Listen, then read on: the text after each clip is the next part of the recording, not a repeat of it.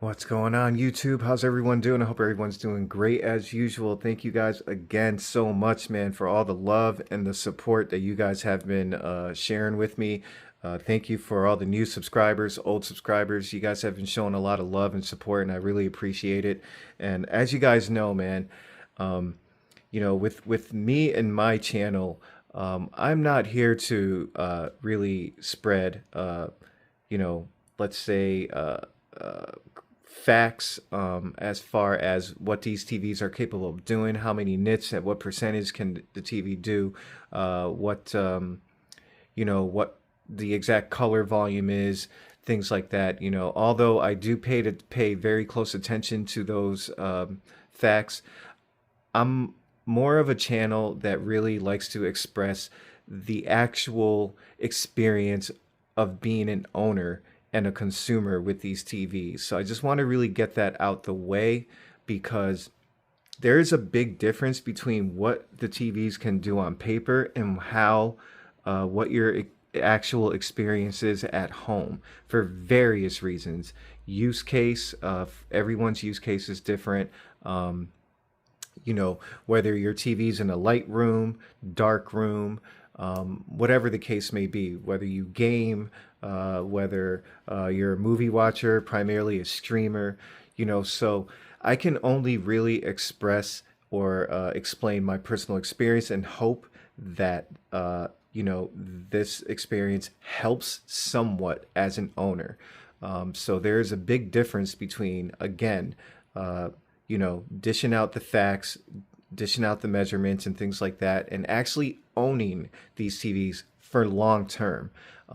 As you guys know, I'm a consumer. I'm not a professional. I'm not sponsored. I'm a small YouTuber, and I own these TVs as a hobby, something that I love. TV entertainment at home or home entertainment is a big thing to me. And I once you start getting to like the best of the best with the premium TVs, you don't really go back. It's kind of a gift and a curse at the same time. So that's one of the things that I just wanted to explain before I start the video. So if I just feel like that space in YouTube isn't really covered as much as I feel like it should be. True ownership, consumer experience. And that's what I'm here to help you guys with as best as I can.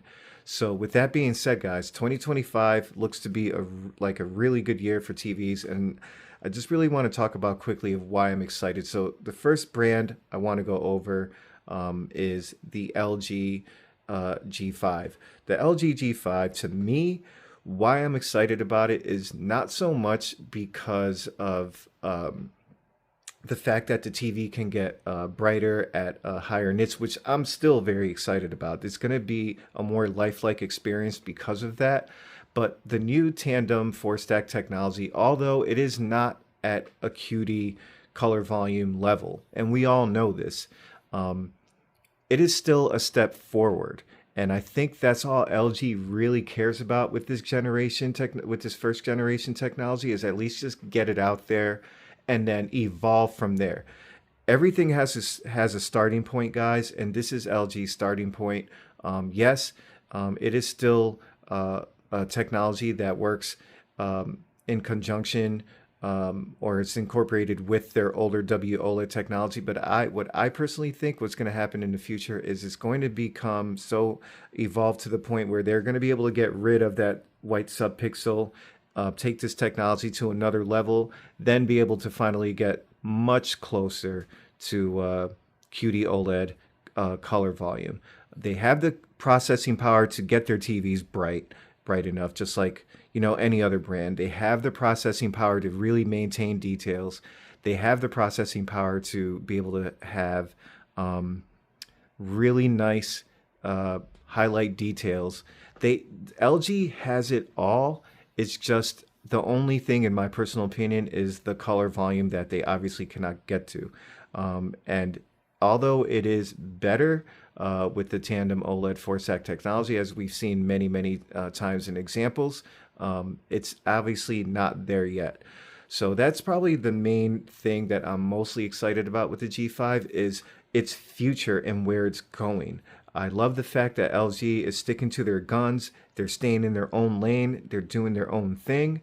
And I feel like because of that, they can they can literally say that they did it on their own. They didn't have to take anybody else's technology to do that. And I think that's what LG's really primary goal is, to be able to do it on their own internally. And that's a big deal to me. I respect a brand that can really do that. Also, the fact that LG has amazing processing, has extremely good build quality, reliability, and amazing warranty that you can rely on, I think says a lot. And they listen to their customers a lot. I know that there's been reports recently regarding lifted blacks being lifted a little bit too early in certain scenes and things like that. I have a feeling that I think, if I'm not mistaken, there's already rumors that those things are actually being addressed already. I don't know if it's here in the US or here or other regions or whatever the case is. I haven't really followed it too much, but you know, I do know just through personal experience with history, with my own experience with LG, that they do tend to fix those types of issues fairly quickly. And I'm hoping that it'll be the same with, you know, with the LG G5. Now, here's why I'm super excited about the Samsung S95F, mostly really honestly the S90F. I have a feeling that the S90F is going to be more so basically what the S95D of is last year. And the reason why I'm excited about that is because you're going to be able to get very good brightness, very good colors compared to the S90D.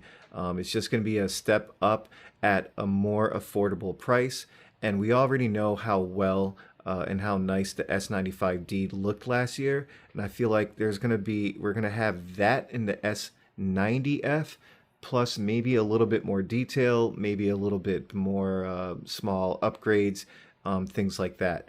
So I'm really excited about that because for us as a consumer, that's probably going to be the best value premium TV that you can pretty much purchase, just like the S90D was last year, except for we're taking it up another notch. So that's probably my main thing. The colors are amazing, guys. The S90D is just a joy to own. So in order for the S90F to for them to step it up in brightness and with a glossy finish is going to be absolutely amazing. Now, for Sony, I think we're all at this point super excited that Sony is coming out with a new QD OLED. It's going to be the Bravia 8 Mark II.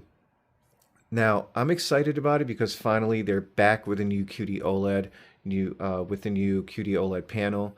The only thing is I'm not so excited about it because at this point, I feel like it's going to be the same as, you know, last year, for example, where even the S90D was brighter than the A95L, and I feel like the S90F is going to be brighter than the Bravia 8 with better color processing, better color science, the same exact thing with more gaming capabilities, gaming features on top of that, and 4 full bandwidth HDMI ports. You know, it's unfortunate that Sony is not listening to their clients or to their customers when it comes to the HDMI 2.1, having them all 4 ports. I feel like that's really a jip. I feel like that's kind of a spit in the face.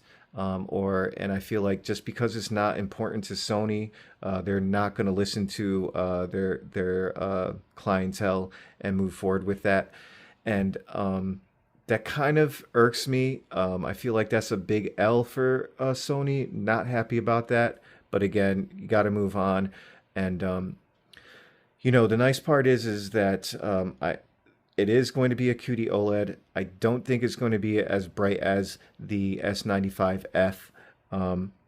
So I think because of that reason, you're probably going to choose the S90F over the Mark 8 or the Sony Mark 8 II or Sony or Bravia 8 Mark II.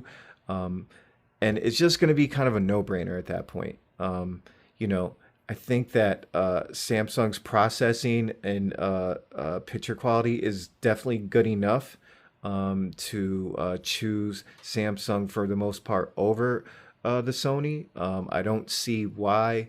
I fell for it two times in a row with Sony, and I wasn't really too happy, especially when I put the S90D next to the A95L. I couldn't believe my eyes of how much better it looked, in my personal opinion, over the A95L. It had more pop, it had better contrast, it had sharper details, better color. Yeah, maybe the processing and motion processing wasn't as good, but I can tell you in gaming, there was really no difference at all. It really was on point.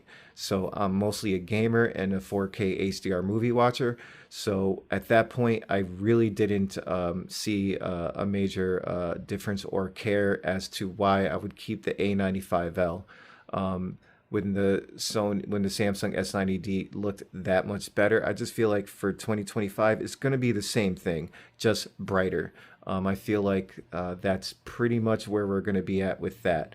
Now, um, that's kind of like my overall take on it. I'm not really extremely excited as much as everyone else how of Sony's TV lineup. I think their TVs are great. I think they're super reliable. I think if you're more of a purist enthusiast and you're looking for that cinematic feel, yeah, definitely the Sony is the way to go, whether it's the Bravia 9, whatever the case is. Um, but at this point, I just feel like you can get that type of processing with the LG, and you can get better gaming too. So that's my overall take on it. With Sony as well, and their gaming aspect, I mean, to still be at 120 hertz on a 2025 QD OLED TV to me is another spit in the face. At least minimum 144 hertz. But again, that's something that they can probably care less about. And I don't see how, Sony is not even attempting to be competitive in that perspective. But sorry for that blackout there. That is not the TV. That would be the switcher doing that. But anyways, guys, to my point is for Sony to just really not even pay attention to that again to me is kind of like just a disrespect to the consumer that they really just don't care what you're thinking. I all I see is just the TV being able to get brighter using the new QD OLED technology, which is nice. Maybe they're going to be able to upgrade their processing to make it look sharper than the A95L, more clarity, things like that. What I will say with Sony is that their capability of fine tuning is amazing. It's really top notch, just like the LG. But I would still personally pick the LG over the Sony, just because you can get close enough in color, still be a little bit less than Sony, and go from there. I think that's probably the direction I'm personally going to go, unless Sony has impressive reviews in the future with hands-on reviewers, things like that. But I don't see myself spending that Sony tax this time around, when you can get the S90F with more color, more brightness at a lower price point, and then get yourself a soundbar, and you're still saving more money than the the Sony Bravia 8 Mark II. I just fell for it already, and it hurts. You know what I mean? So I don't want to fall for that situation again. Now, another thing I do want to talk about is another TV that I'm personally excited about that I'm actually considering for the first time is a TCL. I'm not sure which one or which model I'm going to go with, or another Hisense. I'm thinking maybe something on the higher end, larger size. I'm maybe even thinking about going all the way up to 110. I really like that immersive look. I feel like now in 2025, some of that processing has gotten good enough to be very, very impressive. Yes, it's not going to be as detailed as an OLED, of course, with the micro contrast and the super high details, but it's going to be close enough, and it's going to be nice to have that immersion as well. So, super excited about that. I'm thinking about it. You guys let me know if you have any advice what TV you think I should go for when it comes to the next mini LED. But that's pretty much it, guys. You let me know what you think. Are you excited for Sony? Are you not excited for Sony's new lineup? Do you feel the same way? Do you think that the S90D is going to be? I mean, we already know that the Bravia 8 Mark II is not going to be able to get up to the brightness that the S95F can. Um, the fact that it has a glossy finish is a plus for QD OLED technology in the higher end spectrum, but I feel like you're going to get a glossy finish with the S90F and still be able to get brighter than the Sony Bravia 8 Mark II. So it's like they both have a glossy finish. Samsung's gonna be able to get brighter with better colors and overall brightness. And yeah, you may not be able to have all that processing that the Sony can do and the fine tuning can do, but coming from a buyer's perspective, a consumer's perspective, I don't see many people choosing the Sony over the Samsung when it's going to be a lower price point. You're going to get pretty much 95% of what Sony can do. So again, I don't see too much hype with that TV, but who knows? It could be a complete surprise for everyone of how great the Sony's going to look. But other than that, guys, we still have a lot to learn with the Sony TVs coming out, and we're kind of set. We kind of know what's going on with every other brand, just waiting for more hands-on. And I'm excited for 2025 technology. I just feel like we're in that phase right now where we're transitioning to the next generation of TV technology, and we're kind of like at that midpoint where like the next year or two we're really going to see major uh, uh, panel technology changes, and it's going to be where we all win at the end. So let me know what you guys think. Thank you again so much for all of your support, guys, and let me know in the comments again what your thoughts are, and I will see you on the next one. Peace.